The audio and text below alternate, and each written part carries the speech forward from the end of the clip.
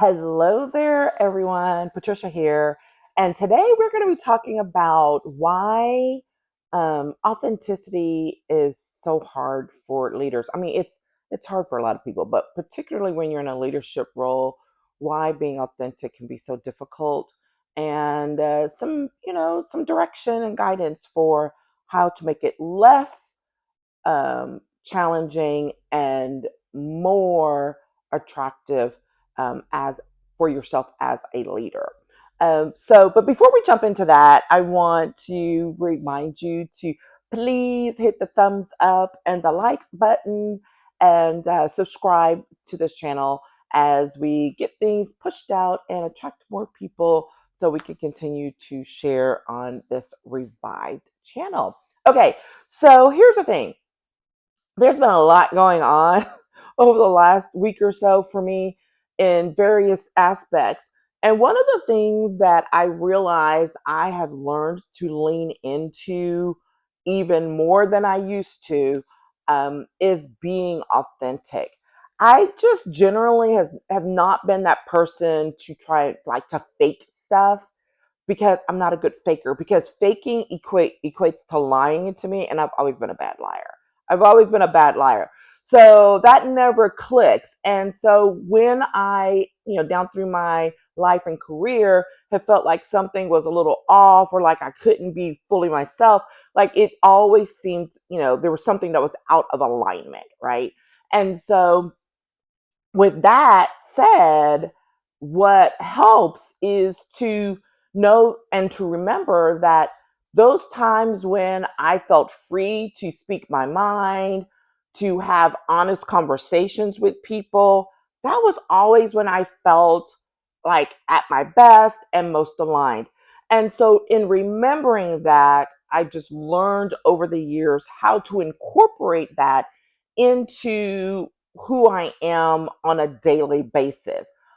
I am in no way saying that that's easy. It's not, because sometimes the situation, the environment around you can still feel constricting and such that, making it very frustrating, so that you don't feel like you can be, authentic in your responses. Now, here's the thing.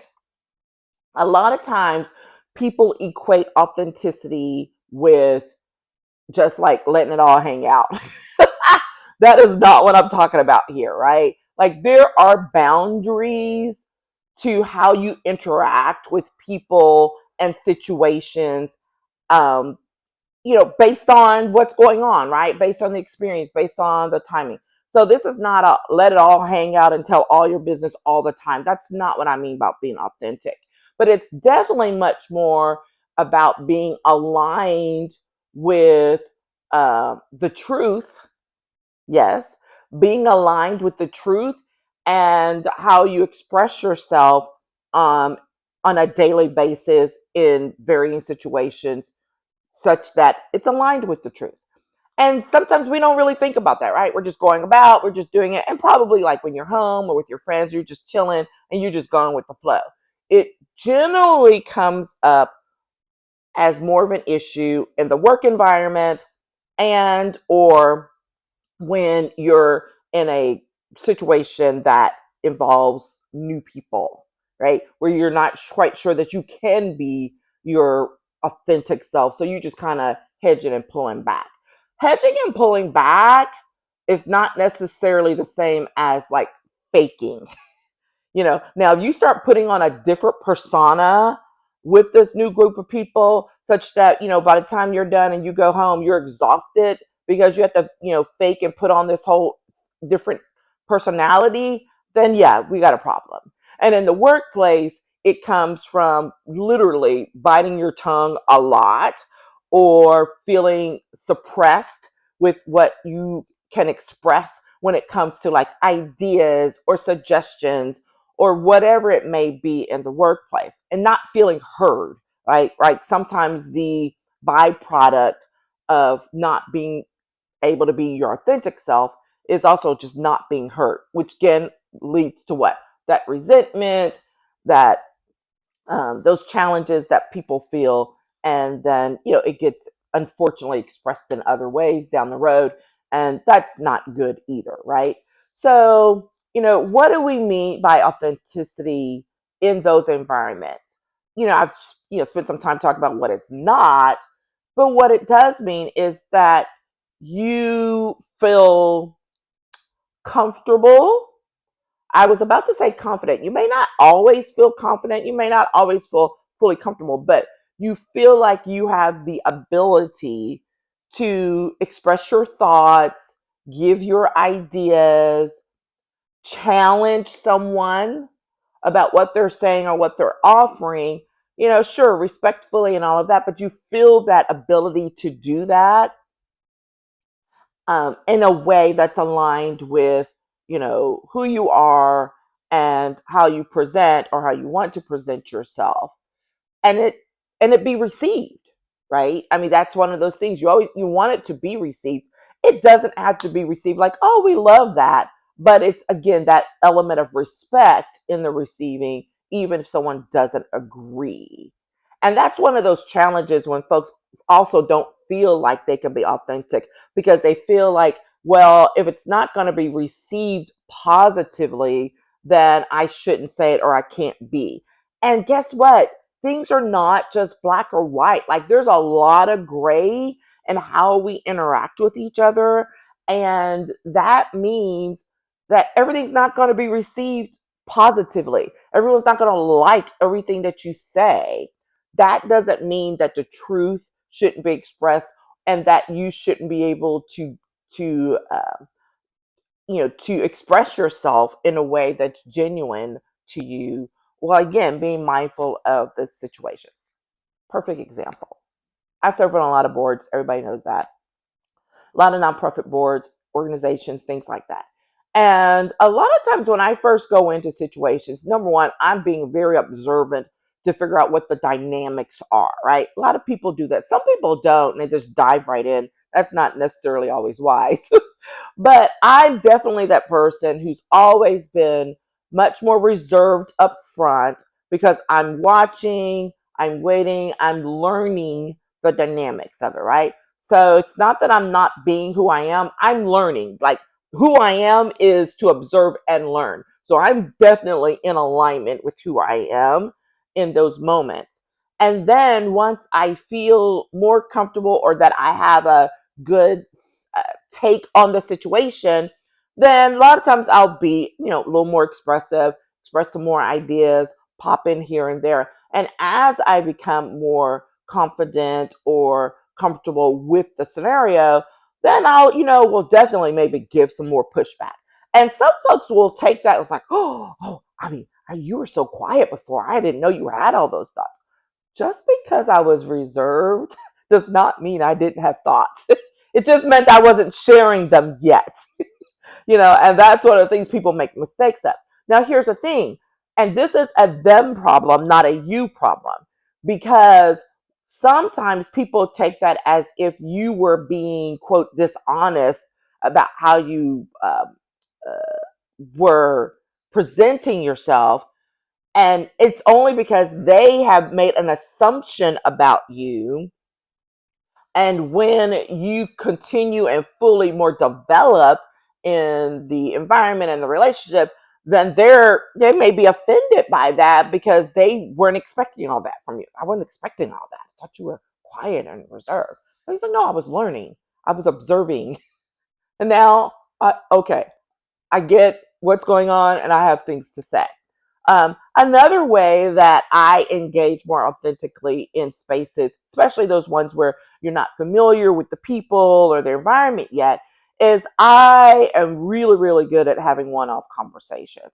So this works for people who even when they're comfortable, don't necessarily feel comfortable expressing themselves in a large group. That happens a lot. Some people are very intimidated by that. I'm generally not intimidated by that. Um, I've learned not to be because I've worked in situations where I had to be. If I didn't express myself in the large group, like what I needed to say would get lost, not be heard at all, and that affected my work. Right? I mean, I was a lobbyist for decades. You got to be able to speak up in a crowd and speak up issues that everyone's may not be in alignment with, right? So that said, some people may not be there yet, but that doesn't mean you can't still present yourself in an authentic way. It may be just slightly different. So it may be that maybe you feel more comfortable or able to express yourself more uh, in a more aligned manner when you're in a smaller group. So let's say if you're having coffee with some folks, two or three of them, four of them maybe, and you're able to do it. One-offs are fantastic. I absolutely have no problem pulling someone aside later, or before, a meeting where I know some things need to be expressed, to be able to say, hey, can I let you know, here are my thoughts about this? Or after a meeting, I'm infamous for sending a text message or whatever, or an email and saying, hey, FYI, here are a couple other things that I observed that I think need to be taken into consideration.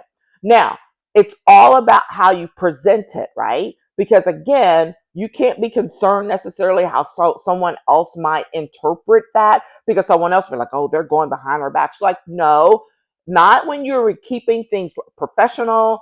And if it's something, making sure there's something that is like, well, if it comes to the whole group, I have no problem expressing that, right? That's that part of being authentic, because you're speaking in alignment with who you are. It's just in a smaller group or in a different environment. And that's one of the things that I will often tell folks when I have one-off conversations, to make sure it's clear, because people are messy. God bless us. But people are messy, and some people do act in a dishonest way. They don't have good motives in engaging in thoughtful conversations or in dealing things, because they have an ulterior motive, right? So I make sure to tell someone when it's something that I would express it on a larger group and not have a problem with it. Or I'm like, look, I'm saying this to you right now. If I get pressed, yeah, I'll say it, but you probably don't want me to.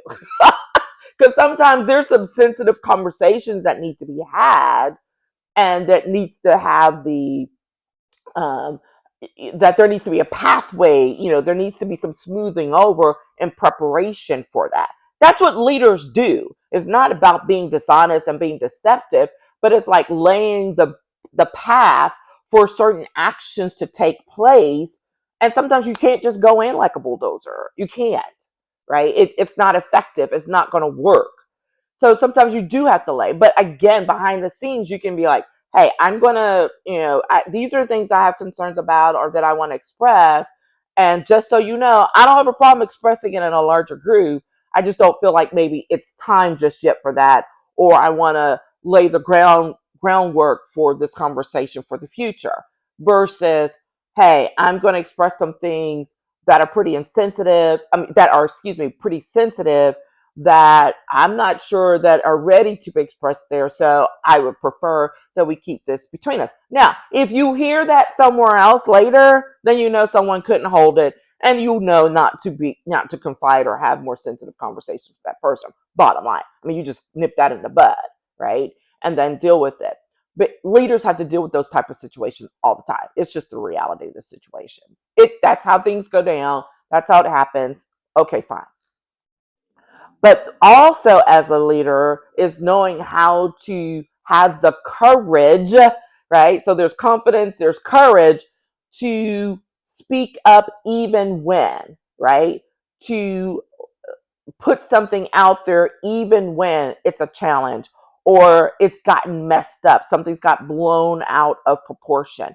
That doesn't mean you automatically assume this protective mode, because here is the real challenge with people and leaders being authentic in a work environment, in interpersonal relationships, or whatever. It is the level of vulnerability that may need to be expressed in order to really get a point across. And that is probably the greatest challenge that leaders, professionals, that people face when wanting to be authentic, but feeling like they have to hold back. and the holding back is because you feel like you're going to have to give up a little piece of yourself that's going to leave you vulnerable in a situation. And that's something that some people are not ready for. And I get it. Like, you have to build up to that. But sometimes, and I say this all the time for leaders, in order to build trust with the folks that you're trying to lead or that you're trying to engage, guess what you have to do is be vulnerable, is express like, hey, genuinely, right? Not saying something just to make someone feel good. Oh, I know exactly what you mean. I've done that before. No, no, no, no. Not some generic thing, but like telling the story of, you know what? I get it. When I was going through this particular situation, my parent got sick and it was really hard to juggle all of these things. So I do understand. Let's move forward and figure out a way that works, that will work for you while also making sure to get what we need to have done, right? Just telling that, sharing that story, sharing a tidbit of something that's a little more personal, a little more sensitive. And it's a matter of building trust. Is everyone entitled to that trust? Probably not. But if you want to build authenticity and be authentic and build the trust, you're going to have to take that risk. And that's the thing. Sometimes being authentic, which requires vulnerability, which means you have to take a risk. You have to take a chance. And that's what makes it so uncomfortable and makes it feel like that. But guess what? We have the courage to do that. We all have the courage. And I've learned down throughout my career, even up to this moment, that there are times when it's a little bit more. Like for me, the uh, more recent levels of vulnerability are around, having a chronic illness that was affecting my ability to engage. But I spent a lot of time, trying to hide it or disguise it.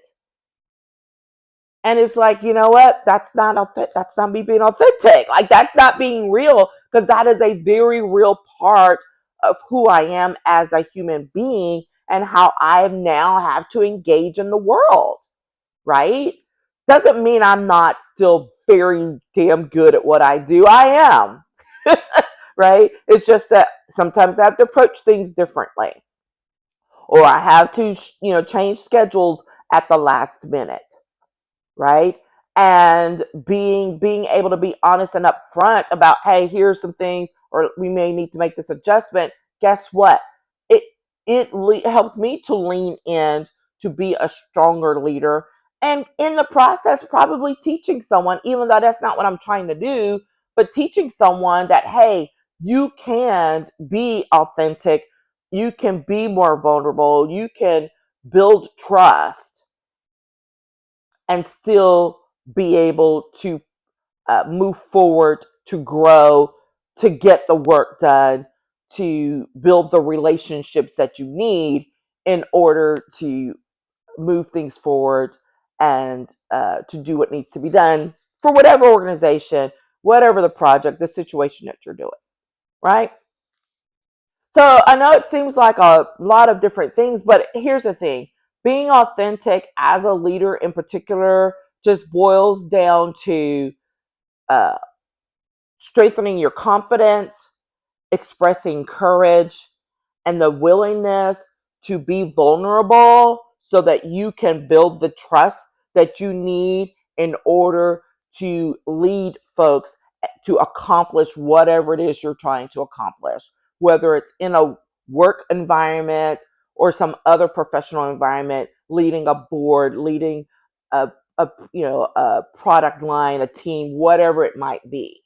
Okay, just remember that you can absolutely build the confidence, express the confidence, build the courage, be authentic and vulnerable in the process to build the trust that you need in order to meet the needs of your people and to grow forward. All right. So I'd love to hear some thoughts from you about what comes up for you with those things. leave them in the comments, DM me. Look forward to following up some more. Don't forget to hit thumbs up, to hit the like button, and subscribe, and share this out with others. I would love to get some more people involved and sharing out this content. All right. And don't forget, always remember that celebrating who you are each and every day is a power move. So take that step, build your confidence, express your power, be empowered, and we will talk with you again tomorrow. Take care. Bye.